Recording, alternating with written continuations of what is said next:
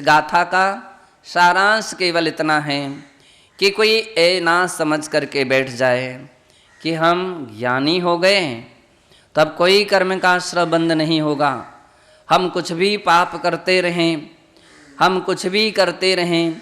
नहीं, ज्ञानी पहली बात ऐसा सोच ही नहीं सकता है। यदि सच्चा सम्यक ज्ञानी है तो ऐसा सोच ही नहीं सकता है। क्यों?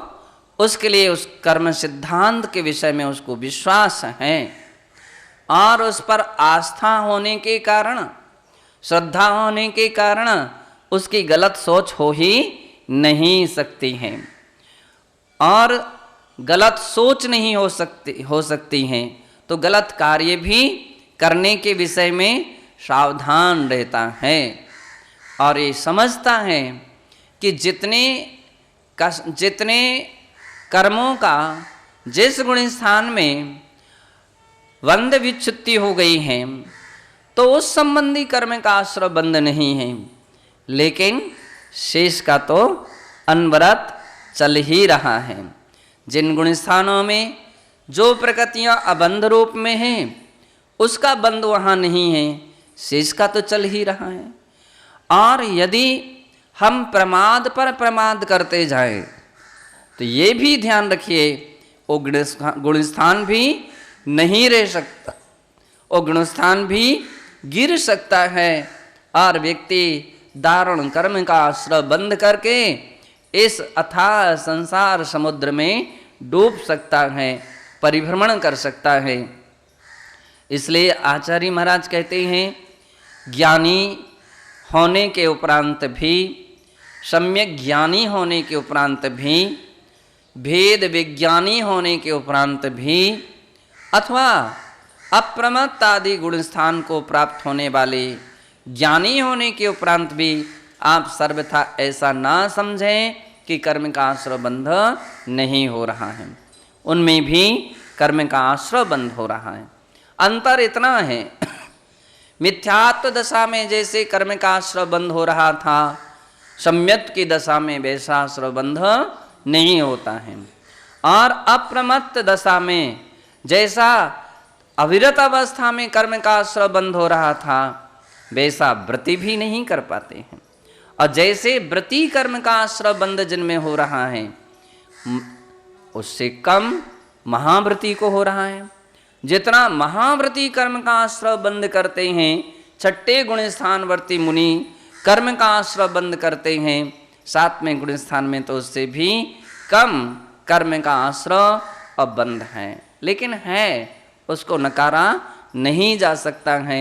इस प्रकार से पूज्य आचार्य महाराज कहते हैं कि ऐसा इस गाथा का ध्यान करके, चिंतन करके सावधान होने के लिए प्रयत्नशील होना चाहिए ताकि हम कर्म के आश्रय और कर्म के बंध से बच सकें। इस प्रकार से इस गाथा का सारांश है, इस गाथा का तात्पर्य है।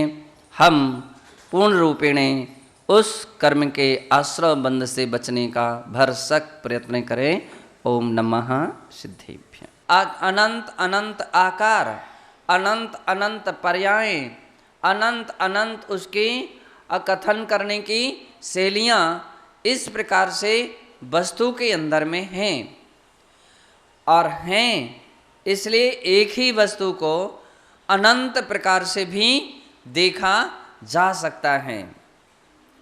चूँकि अनंत प्रकार से तो अपन ना तो कथन कर सकते हैं ना देख सकते हैं, क्योंकि अपन छद्मस्त हैं, तो आँखें दो ही हैं।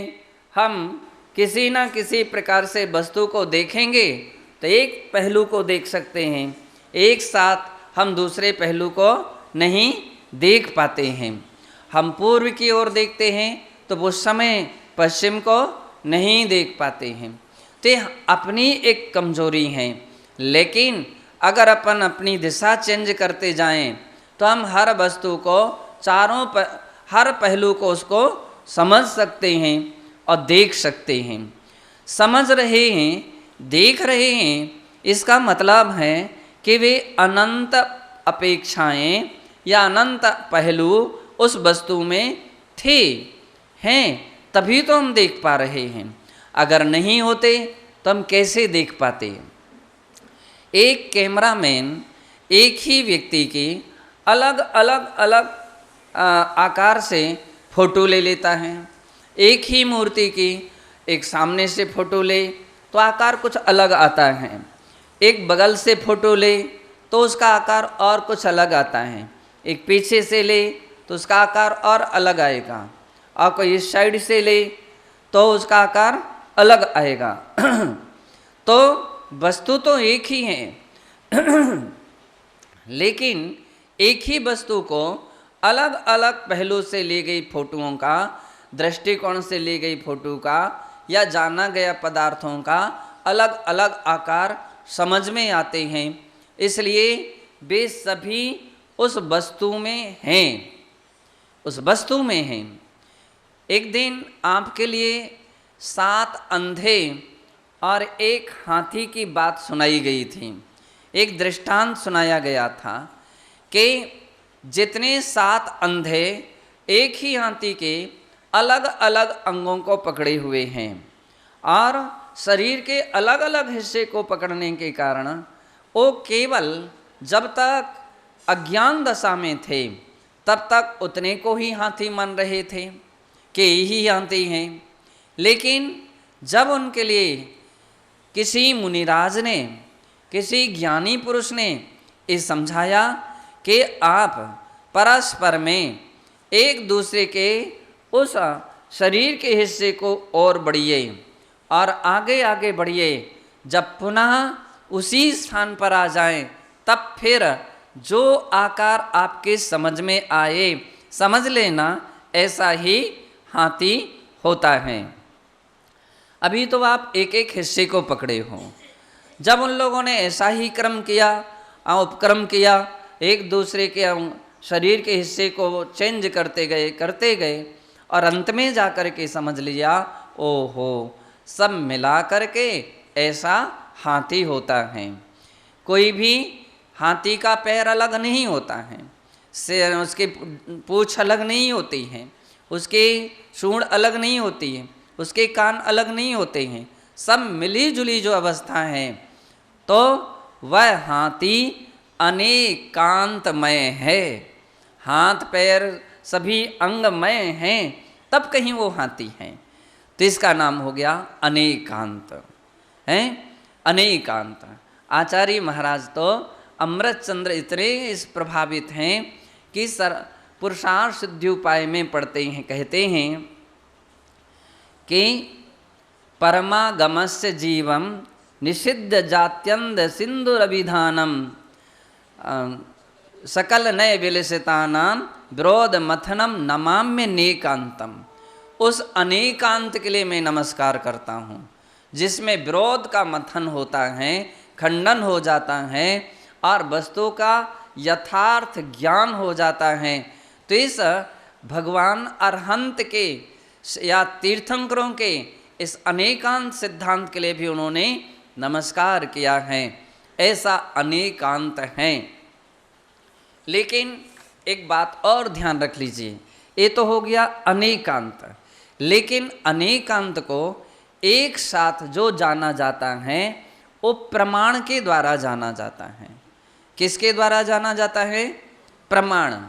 प्रमाण वस्तु को एक साथ जान लेता है, लेकिन नए यथा क्रम से जानता है, अंश रूप से जानता है। इसलिए सिद्धांत ग्रंथ में जहाँ प्रमाण की परिभाषा दी गई है वहाँ कहा गया है सकलादेशः प्रमाणाधीनः। वस्तु का सकल देश यानी संपूर्ण हिस्सा प्रमाण के द्वारा जाना जाता है और वस्तु का अंश नयों के द्वारा जाना जाता है। और उस अंश को जानने का जो तरीका है उसे नए कहते हैं। नए जानने का तरीका है, समझने का तरीका है, और उस नयों को कथन करने का जो तरीका है उसे स्यादवाद कहते हैं। क्या कहते हैं? स्यादवाद। नयों के कथन करने की पद्धति को स्यादवाद कहते हैं। स्यादवाद के शाब्दिक परिभाषा ये है, स्याद यानी अपेक्षाकृत। दो अलग अलग कर दिए, स्याद अलग कर दिए, वाद अलग कर दीजिए। स्याद यानी अपेक्षाकृत और वाद यानी कथन।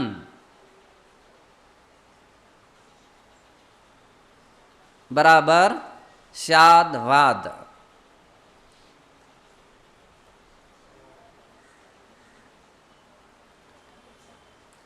सीधा अर्थ हो गया अपेक्षाकृत कथन। स्यादवाद कहो या अपेक्षाकृत कथन कहो, लेकिन एक बात और ध्यान रख लीजिए, अपेक्षा सम्यक होना चाहिए, असम्यक नहीं होना चाहिए।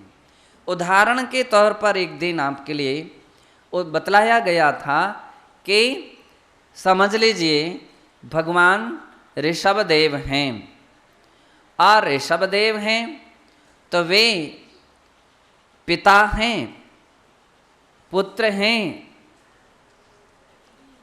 और पति हैं एक साथ, और किसी के दामाद भी हैं, और भी हो सकते रिश्तेदार, फूफा ना मामा मौसिया, बहुत सारे भेद हो सकते हैं। तो कल्पना कर लीजिए कि ऐसे ऋषभदेव हैं, एक ही समय में वे पिता भी हैं, पुत्र भी हैं और वे पति भी हैं और ससुर भी हैं।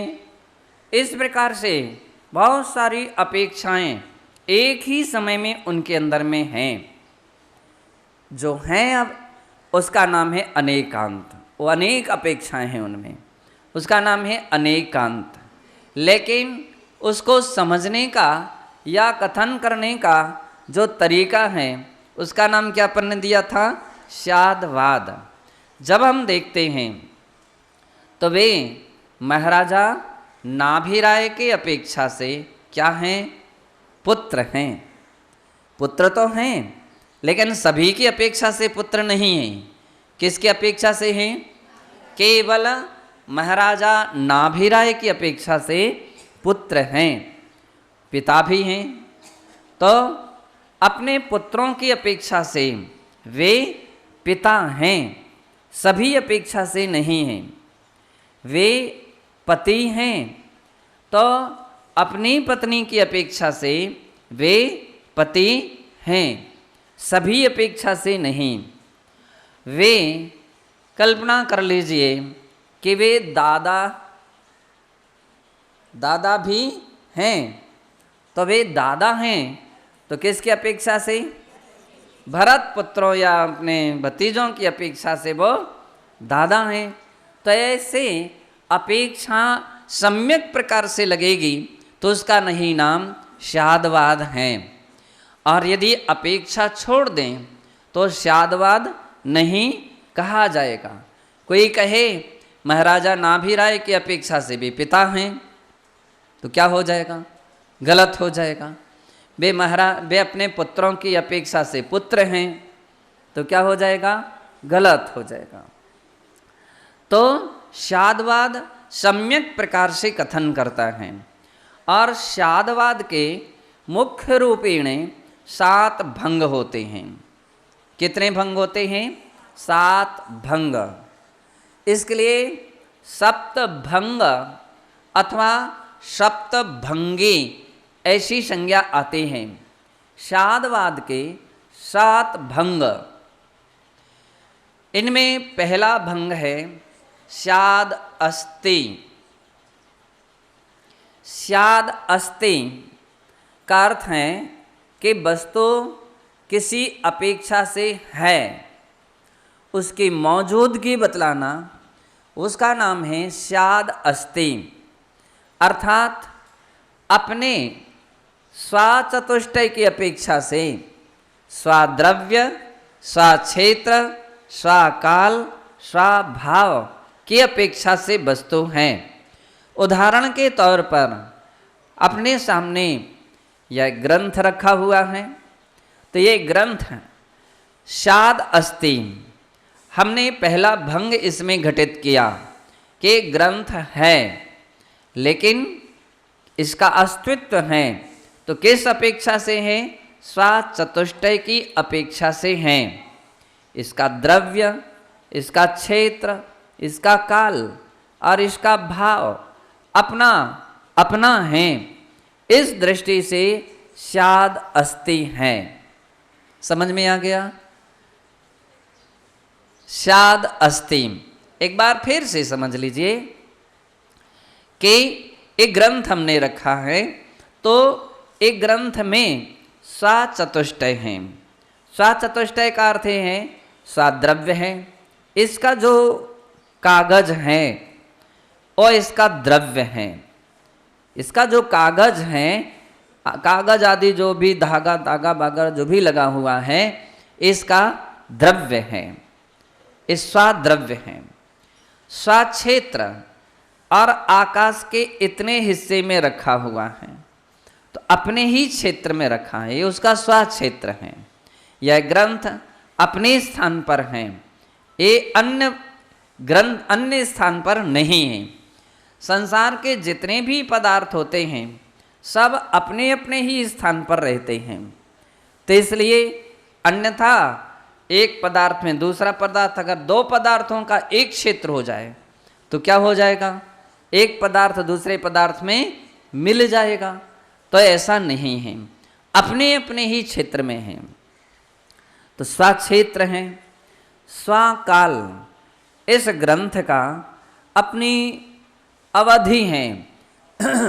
यह ग्रंथ कितने समय तक रह सकता है? तो जितने समय तक रहेगा, इसका अस्तित्व रहेगा, हो सकता है साल भर, 2 साल, 5 साल, 10 साल, 20 साल, जो भी संभव हो सकता है, तो उसकी अवधि है, उसका काल है। और इसका अपना स्वभाव है, अपना भाव यानी स्वभाव है। रूप, रस, गंध, वर्ण, ये इसका स्वभाव है। तो इस प्रकार से स्वाचतुष्टय की अपेक्षा एक ग्रंथ है, तो इसके लिए हमने कह दिया शाद अस्ति। और दूसरी अपेक्षा से हम कह रहे हैं एक ग्रंथ शाद नास्ति। ये किसी अपेक्षा से नहीं है,